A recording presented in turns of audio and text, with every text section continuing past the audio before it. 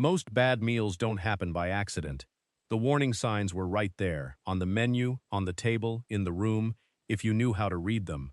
Restaurants are full of quiet red flags that tell you, before you order, exactly which places and which dishes to avoid. Learn to spot them, and you'll dodge the disappointing meals, the overpriced letdowns, and the dishes that were never going to be good. Today, 13 red flags that should make you pause, counting down to the single biggest one, which you can spot before you even sit down. None of this is about being a snob, it's about not wasting your money. Let's learn to read the signs. Number 13. The enormous menu with hundreds of items. It feels generous, something for everyone. But think about it. No kitchen can keep hundreds of different dishes fresh. A giant menu almost always means most of that food arrives frozen and gets reheated because there's no way to prep that many things fresh every day. The best meals usually come from short menus where the kitchen makes a few things and makes them well. So when the menu is a thick book, lower your expectations and stick to the handful of dishes the place is actually known for. Number 12 is one you can feel with your fingers. Number 12. A menu or table that's sticky or grimy. The menu is one of the most handled objects in a restaurant. If it's sticky, greasy, or grimy, it tells you the staff isn't keeping up with the basics out front. And if they're not cleaning the things you can see, it's fair to wonder about the things you can't. Clean, well-kept menus and tables signal a place that cares about details. It's a 5-second check the moment you sit down. A grimy menu is a quiet warning to keep your guard up. Number 11. The place that serves every cuisine at once. Sushi and pizza and tacos and curry and pad thai, all under one roof. It sounds like variety, but it's a red flag. No kitchen can authentically master 5 completely different cuisines. A jack of all trades is usually a master of none, and most of those dishes will be mediocre versions of the real thing. The best restaurants tend to specialize. They do one thing, or one cuisine, exceptionally well. So when a menu sprawls across the whole world map, pick the dish closest to what the place seems built for, or find somewhere more focused. Number 10 is on the dessert and drink side. Number 10. Clues that the food came pre-made.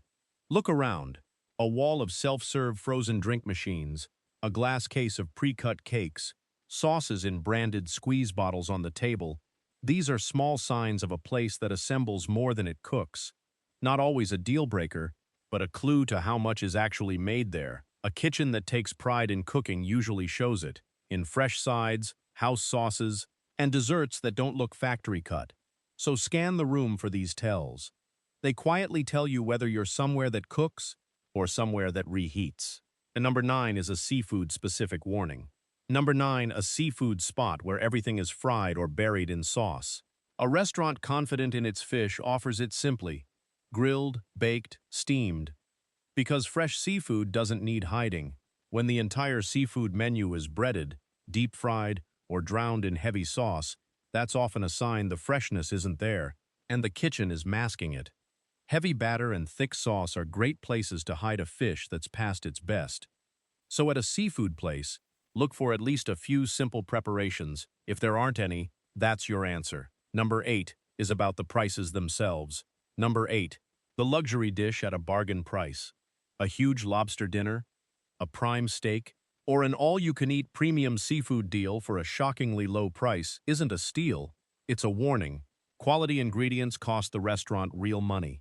If they're charging far below what the ingredient is worth, they're cutting a corner somewhere. Lower quality, tiny portions, or something that's been frozen a long time. If it sounds too good to be true on a plate, it usually is. So be suspicious of a premium ingredient at a budget price. The math has to work somewhere, and it's usually working against you. Number 7 is the biggest menu tell of all. If you're still with me, here's the menu format that says the most. Number 7. A photo next to every single item. A picture of every dish is the calling card of mass-produced, reheat and serve food. The photos exist so the kitchen can match the plate to a standard image, and so the food looks appealing when the reality might not be. Confident, quality restaurants rarely picture every dish. They let the words do it. 1 or 2 photos? Fine. A photo of all of it? Often in many languages? That's a tourist trap tell. So when every dish has its glossy portrait, especially near tourist areas. Walk on by. Number 6 is about who's missing. Number 6. Staff who look unhappy or treat you poorly. This one's bigger than it seems. If the wait staff, the bussers, and the front of house are clearly miserable or careless, it usually reflects the whole operation. A kitchen that runs on lousy morale and low standards tends to produce lousy food, too. Good restaurants and good food usually come with a team that isn't falling apart. The way a place treats its staff and its guests is a window into how it treats its food. So read the room. Visibly unhappy, chaotic staff is a quiet warning about everything coming out of that kitchen.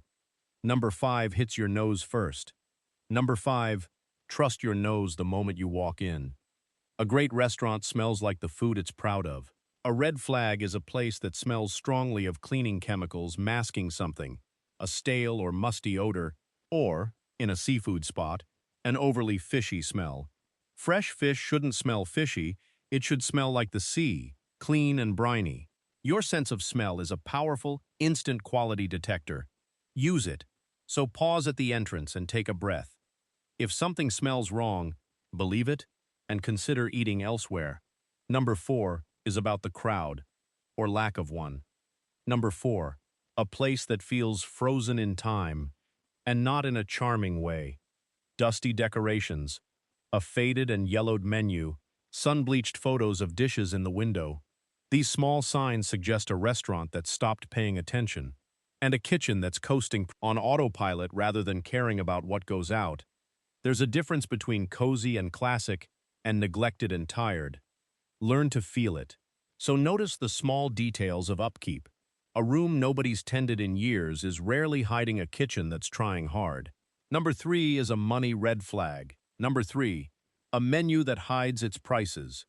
A few market price items on seafood is normal, but a menu where lots of things have no price, or where you're constantly told, "I'll have to check," is a red flag. Hidden prices give the restaurant room to charge what they like, and they make it socially awkward for you to ask, which is exactly the point. Confident, fair restaurants show you what things cost. So if the prices are mysteriously missing, ask for everyone before you order, or treat the secrecy itself as your reason to leave. Number 2 is about the menu that never changes. Number 2, hero dishes built on out-of-season ingredients. When a menu proudly features ingredients that clearly aren't in season where you are, a centerpiece to a dish of summer berries in deep winter, it tells you the kitchen isn't cooking with fresh, local produce. That food was shipped from far away, picked early, and it won't taste like much. A menu that shifts with the seasons is a sign of a kitchen that actually cares about ingredients.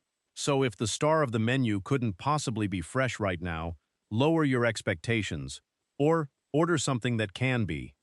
Number 1, a restaurant that's empty when it should be full. This is the one you can spot before you even walk in. It's a Friday night, prime dinner hour, and the dining room is deserted while the place next door is packed. That's the locals telling you something. People vote with their feet, and an empty restaurant at peak time usually means the regulars already know to stay away. There's another quiet danger. 2, a slow kitchen with little turnover means ingredients sit longer. Busy restaurants cycle through fresh stock fast. Empty ones don't. So before you commit, glance at the room and at the places around it. If everyone's eating next door and this one's empty on a busy night, trust the crowd.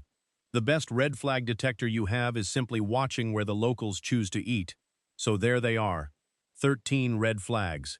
A novel-length menu, sticky tables, every cuisine at once, photos of every dish, prices that hide, and above all, an empty room at peak time. You don't need to be an expert to eat well. You just need to read the signs the restaurant is already showing you and be willing to walk somewhere better. Next time, we get specific about timing, the exact days you should never order certain dishes, and the days chefs themselves avoid eating out. Until then, trust the crowd, and we'll see you in the next one.